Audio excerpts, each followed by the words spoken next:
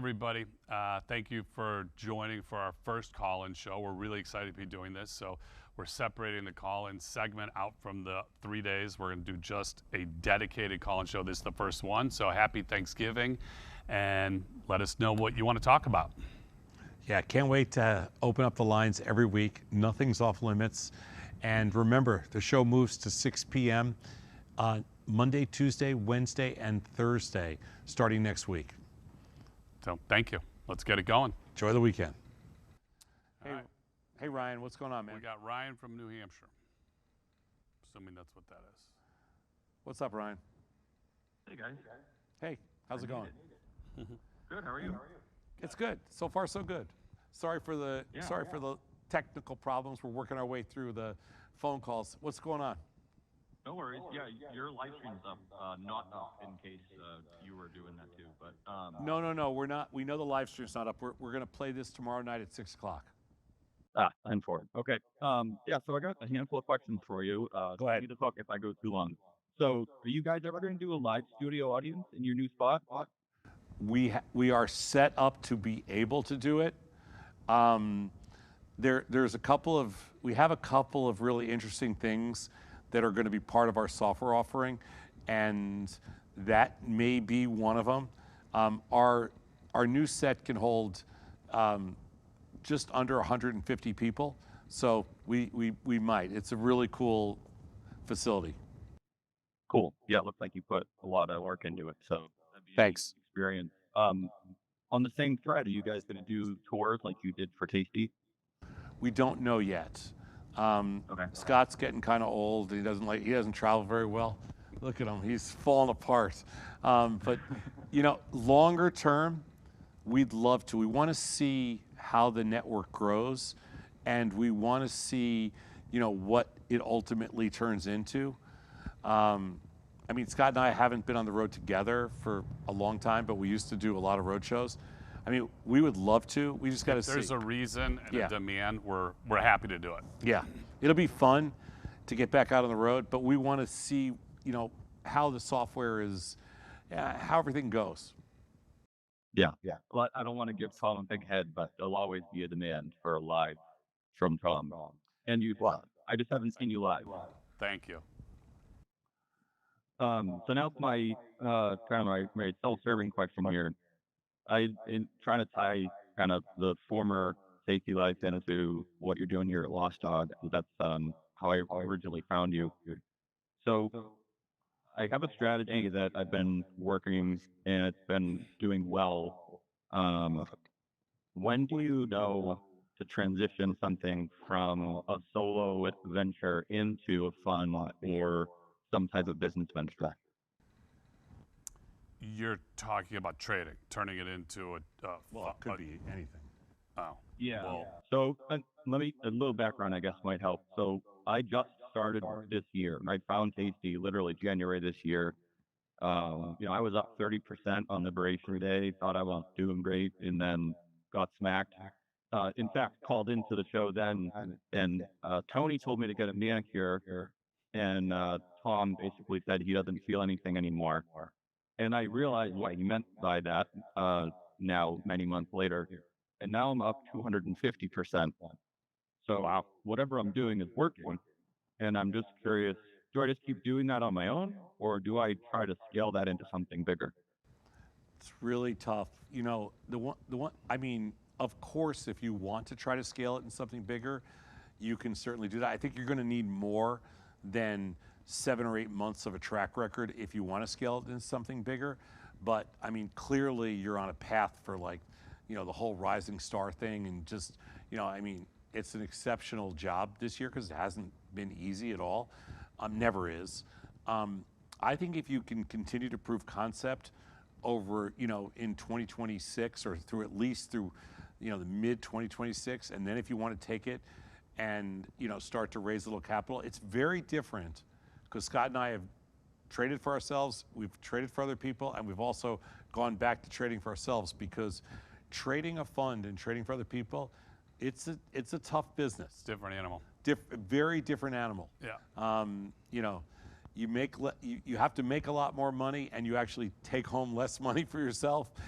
So you got to, you're challenged with that, but you have an opportunity to build a real business out of it. I say, Ryan, you need at least 6 more months to prove concept and see if you can keep this going, and with the additional capital, and then you make the call. And one thing to keep in mind, and I'm not asking you to say what it is, but account size really matters here, because it's one thing to take $10,000 or $20,000 or $50,000 and turn that into some great return. It becomes much harder to do that if you have $1 million, $2 million, $3 million, $4 million, $5 million, $10 million, $20 million. It becomes much more difficult. So, Right. Yeah, I put in 80, and I crossed a $250,000 today.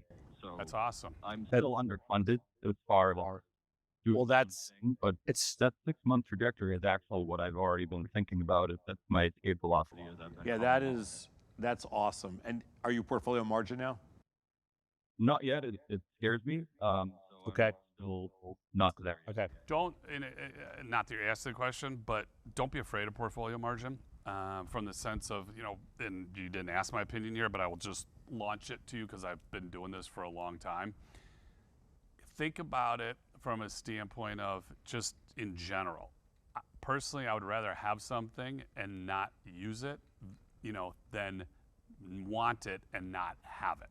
So just because you have portfolio margin doesn't mean that you have to go out to max leverage. It just means at some point you might want that tool in your toolbox. Like, for example, Liberation Day, maybe you had all your buying power tied up, and if you have portfolio margin, you could say, wow, I could have done a little bit more. So I'm not suggesting you go out and take a lot more risk. I'm suggesting you consider just applying for a portfolio margin so that you do have that as a possibility, but up to you. Hey, Ryan, we got to jump to the next call, but thanks so much, man. Happy Keep calling back. Yep. Have a great holiday. All right. Thank you. We've got Arthur in Brooklyn. In the house. Hey, Art. Hey there. How's it going? Good. How can we help? Let's see. So I would really care. Does Scott did Tom long run return wise, or does Tom beat Scott? And I was kind of thinking, it seems like Scott's demeanor that is more directional, maybe less statistical, but it's not really clear here. And could be totally fascinating to see how it works as a case study. Thinking about, because you guys have basically the same opportunity set for the last 20 plus years to think about returns, volatility, position size, and leverage.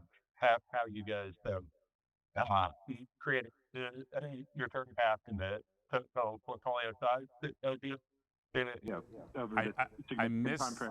I missed the first part of it, but I think you're asking about trading styles between the two of us. Yeah. Is that correct? Yeah. So, it's really funny because we've been partners for 37 years, and while we talk about particular products, we don't talk about particular trades. So, I might say that I'm short, AMD or Micron or NVIDIA, and Tom might say me too, but they could be very, very different. I think your assessment is correct that I am more of a directional, than Tom. Tom has really stuck to the, the tasty trade small, trade often, probabilistic model. And I'm still more of a pick a direction in a particular stock that I think has moved, either for some reasons too far, and I'm looking then to take the other side of it. Yeah. Okay. All right. I'm pretty directional, though. I don't want to say, like right now, my positions are pretty directional. I will, if I think volatility is really rich, I will sell a lot of premium, and I will go that direction just because I like selling premium if I think it's rich. Vol's come down a lot the last, basically the last week or so. So I'm short a little less premium here. I'm a little more directional. But the funny thing about your question is, if you asked, if you put me, Scott, and Tony in a room together, we are going to talk about markets and trading. We're not going to talk about our individual positions because I don't really care what he has on. He doesn't really care what I have on. And I don't care what Tony has on, that kind of thing. But we're going to end up with virtually the same positions on. It's the craziest thing. So we end up with a lot of this, almost the exact same positions, but we don't really talk about the individual positions as much as we kind of talk about overall markets nonstop. Interesting. Wow. It's a good question. Yeah, Great. well, we've been Thank doing you. this for a long time, so we're kind of, they walk alike, they talk alike, they think alike type thing. Yep. Thank you so much. Have a great Thanksgiving, you guys. Thank you. Thank too, Arthur. You too. Hey, thanks. Bye. Sure. It's 312, what is that number again? 312-448-7032. We have Scott from Orlando. Hey, Scott, what's up, man? Scott, how are you? Hey guys, how you doing? We're good. And young lady. Hey, so my question is, well, I met you, Mr. Sosnoff, in Austin, Texas. I just wanted to experience one of the live shows before the end of that era. Oh, cool. Thanks for coming. Yeah, so I really enjoyed that. Can I give you like a brief history of my stock market background? And I wanted to get your opinion on my expectation and my current strategy kind of going forward. Fire away, dude. Fire away. Just keep it to max to a couple minutes, but fire away. Yes, sir. All right. So I'm 62 years old. I started trading in 1999, and I love your catchphrase. When genius fails, I have a catchphrase also. My catchphrase is, in a bull market, everyone's a genius, and in a bear market, your weakness will be exposed. That's And fair. let's just say my genius failed in 2000. All my technical analysis didn't work in a bear market, so I blew my account up. And then in 2002, I was a genius again. And then in 2008, I blew it up again. And then 2022, I blew it up. I'm really good at blowing it up. So here's my current status is I in 2022 in the bear market, I studied meltdowns, and I sold a real estate property. I started dollar cost averaging into the bear market in around July, and every time the market melted down, I just loaded up on it. So from then till now, that particular account, I didn't really trade that account, is up about 80%. So that's just kind of on hold now. My IRA and my Roth IRA has about 400K in it. And back then I learned a little bit about options, but there just wasn't a support for trading unless you were in the business. I just couldn't get my head wrapped around it. But since I started following you guys, I'm starting to understand it. I'm just think, I'm learning. But the last thing I want to do is blow my account up. So I have a Roth and an IRA that I'm trading a 400K because it's the tax stays. There's no tax consequence. I don't want to deal with that. Yeah, sure. No tax consequence. So here's my expectation. I'm studying your strategy with the 16 to 20 delta, 45-day ETE, all that stuff. So my expectation I'm looking for is a 20% annual expectation. Would that be fair? I mean, it's certainly, it's, yes, I like to say that, and I think you've probably heard me say this before, the objective is some multiple of risk-free rates. If risk-free rates are 4%, let's just say, then some multiple reasonable expectation of that is 4 or 5 times that. I mean, 1.5% a month, which is entirely doable with that approach, with volatility where it is today, is 18%. So, I would say on the low end, that's your target, 1.5% a month or 18%. On the high end, it's, however you want to dial the risk up. It could be 25, could be 32, I don't know. It could be 20, just like you said. So if you're asking, are you in the range? Yes, you are absolutely in the range. Because I would like to pull, when I start pulling money from the account, I'd like to pull about I just want to build it right now. It's got Yeah, yeah. there, and if I can build it up to 80, 100K a year for the next 2 or 3 years, and just use that as kind of, pull it out, spend it, and give it away and stuff like that. Yeah, I mean, that's a reasonable expectation and a very solid game plan. And it's not like some crazy number. That's what you should get paid for committing the time, the resources, and the risk that you're taking. That's a reasonable expectation. And that's okay. Thank you. I really appreciate that. And that's now I'm a little confused with so like I'm pretty versed on Thinkorswim, and I'm trying to get my head wrapped around the Tasty Trade platform also. So Tasty Trade, you guys were using IV rank, and then with Tasty Trade, yeah. Now with Thinkorswim, it's IV percentile. Is there a difference between those two? Yeah, yeah. They are similar, but you have to choose one or the other. We like we use the default on. If you notice on Tasty, it's IV rank for everything, because we didn't want to confuse people, because you could have very different numbers between IV rank and IV percentile. IV rank is just easier because it's 0 to 100. It's pretty straightforward. It cleans up and it basically resets after a year.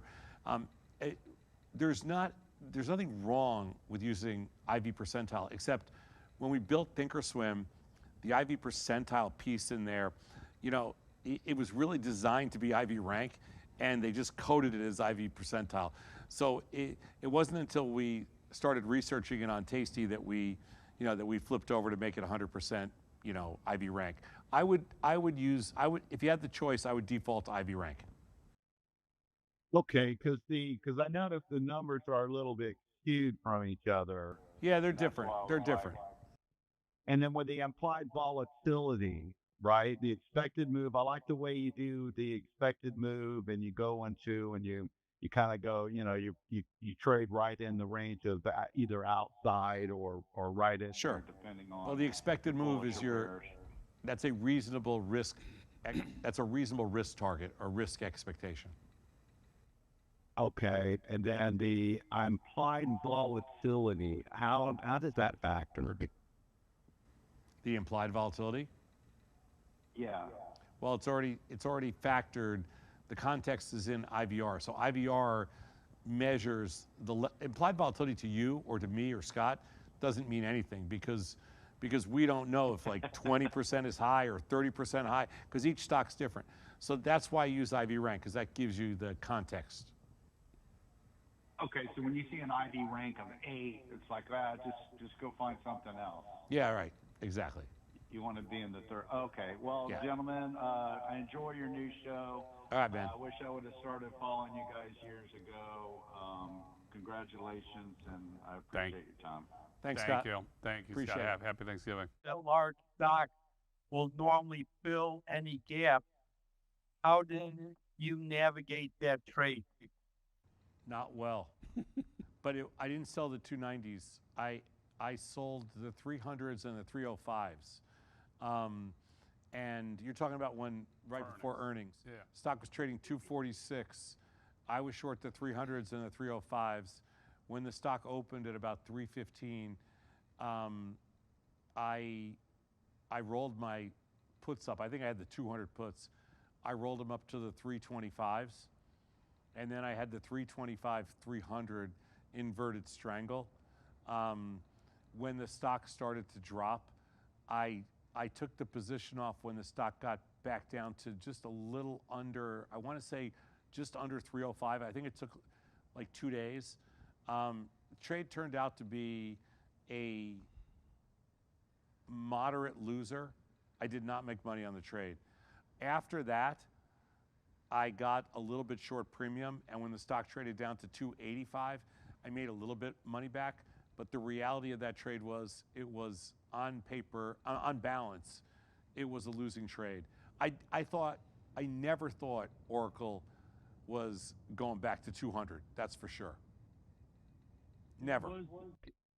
was there any thought of just selling the 300 calls and just keep on rolling it until No, it would? no, and I'll tell you why. Because the stock traded up to 345 that morning, and that's some scary shit, man. When the stock goes up to 345 and you're short 300s, and you're $45 in the money, you're not selling any more 300 calls. Yeah, and you're not thinking that that's coming back down. Yeah, and if you're thinking if it goes back to 325, you're going to be lucky. The chances of the stock gap opening up almost $100 and then selling off $150 from there back to under 200 is like, that's probably one in a million or 1 in 500,000. So the odds of that happening were so remote. I never thought it would, and I know. I could see if it was a small company, but it was a trillion-dollar company. Yeah. So wasn't there a little thought that a trillion-dollar company wouldn't just keep on going? Well, you could think that all you want, but the problem is, if you look around, I never thought NVIDIA would go from 2 trillion to 5.5 trillion. So no, you can't really say that. I mean, the way they were talking it up, the way Larry Ellison was talking it up, I just thought, who knows? Maybe this guy's, for a short, brief second there, he was the richest person in the world. I don't know. Like, I wasn't going to take that shot. I don't give a crap about Oracle to start with.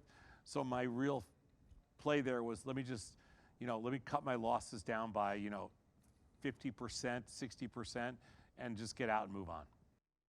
Okay, second question is regarding the yen. Do you remember when the yen was trading at 400 yen to the dollar in 1960? No. And from that standpoint, don't you believe that it might just continue going down? No, because I'm long it, so I don't believe it. But it's been trading in the range between 63.5 and 72 all year long. So I've been short puts the entire year. It's been a good trade, actually, even though it's on its butt right now. I mean, could it go? Sure. I don't know, but I'm betting that it stays in this range for the next year or so. And so far, it's been a pretty good bet. Okay. Thank you very much. Thanks, for your man. time. I appreciate it. Thank you. Have a Thanks. good day. You too. Thanks, Paul. Okay. All right. Well, listen, this was our first attempt, so I think we're going to cut We got it. a few bugs to work out. Yeah, we got to work through it, but thank you for the people who did call in. We're going to stop this at a half hour-ish today. Next week, when we do this, hopefully we'll have some more callers calling in, and we will take it to a full hour. But as you are watching this, it's going to be actually probably right after everybody's consumed way too much food tomorrow. So At 6 p.m. 6 p.m. tomorrow, and everybody will be going, I can't believe how much food I just ate, or at least I think. Well, I'll be in the middle of the third game tomorrow. What's the third game tomorrow? Is it Green Bay? The Rams is the first one. No. Green Bay against the Lions. Green Bay Lions. You got Dallas is playing Kansas City. That's going to be great. That's right at primetime dinner time. Dallas, Kansas City would be good, and then I don't remember the third. But more importantly, Bears, Eagles. Friday, 2 o'clock. Friday, 2 o'clock. Bears. Bears. Thank you, everybody. Thanks.